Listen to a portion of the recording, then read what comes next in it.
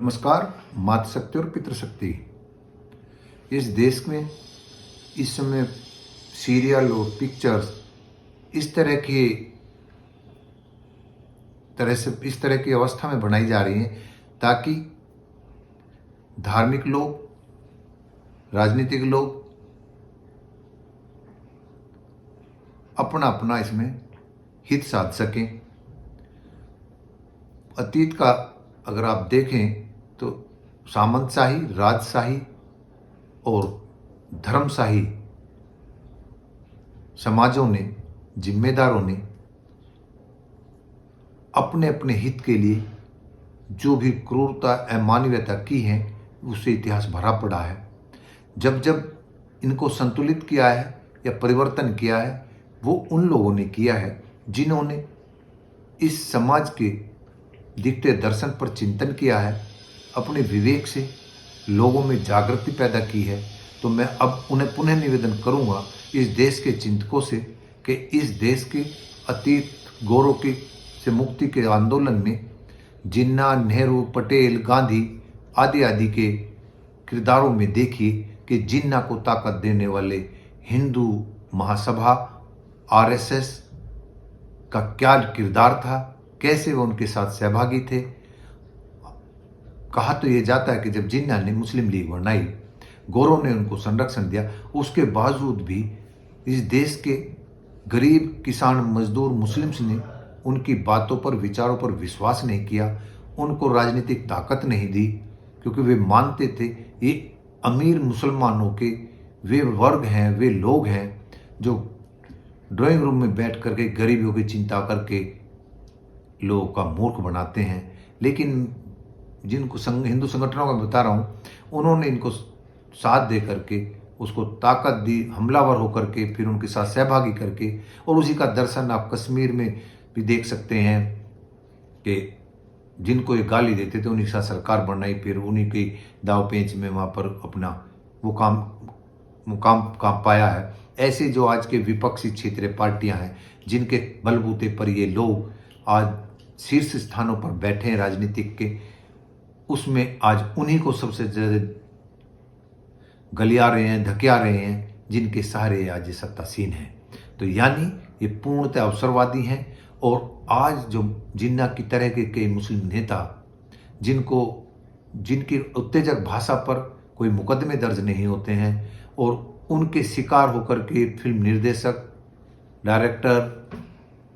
sensor board इस तरह के कंट्रोवर्शियल स्टोरीज पर पिक्चर बना करके जब प्रस्तुत करते हैं तो उन पे ये हिंदू संगठन या अन्य के खिलाफ जो होते वे खड़े होकर के जो बवाल काटते हैं, बायकाट करते हैं, उनसे ये ऐसा समझते हैं कि वे इनके षड्यंत्र को ना समझ करके केवल और केवल वे अपने राष्ट्रवादी और धर्मवादी होने का एक प्रतीक मान करके एक राष्ट्र के नाम और धर्म के नाम अपने आप को आहूत करने का